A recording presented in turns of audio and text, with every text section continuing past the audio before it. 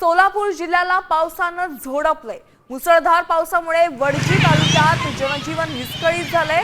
रस्ते देखील पाण्याखाली गेले तर अनेकांच्या घरात देखील पाणी शिरलंय। त्यामुळे जीवनावश्यक वस्तूंचं मोठ्या प्रमाणात नुकसान झालंय। सध्या सोलापुरातली ही दृश्य आपण पाहतोय। सोलापूरला पावसानं झोडपलंय।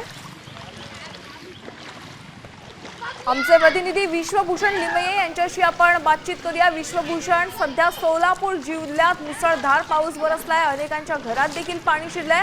सद्यस्थिती तिथे काय आहे? पाणी ओसरायला सुरुवात झाली आहे का? यावेळी नक्कीच आपण जर बघितलं तर मागच्या 2 दिवसांमध्ये सोलापूर जिल्ह्यामध्ये पावसाने धो अशी बरसात केली होती आणि त्यामुळे सोलापूर शहरामध्ये आपण जर बघितलं ड्रेनेजचा प्रश्न निर्माण झाला होता आणि त्यामुळे बहुतांश लोकांना राहण्याचा सुद्धा प्रश्न या ठिकाणी निर्माण झाला होता।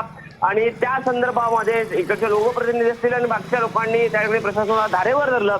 मात्र आज सुद्धा मागच्या 2 दिवसांमध्ये ज्या पद्धतीने पाऊस पडला होता त्यापेक्षा जास्त तीव्रतेने पाऊस आपल्याला पडलेला पाहायला मिळतोय। खरं तर वडजी जे गाव आहे सोलापूरपासून अगदी हाकेच्या अंतरावरचं जे गाव आहे त्या ठिकाणी आपण बघू शकता की वडजी हे गाव जे आहे ते पूर्णतः पाण्याखाली गेल्यानंतर आपल्याला चित्र पाहायला मिळतंय।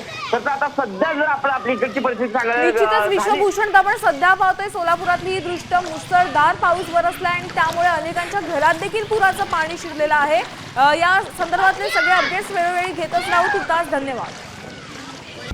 आता isakal.com आहे देशातील नंबर 1 ची मराठी न्यूज वेबसाईट। प्रत्येक अपडेटसाठी isakal.com ला नक्की भेट द्या।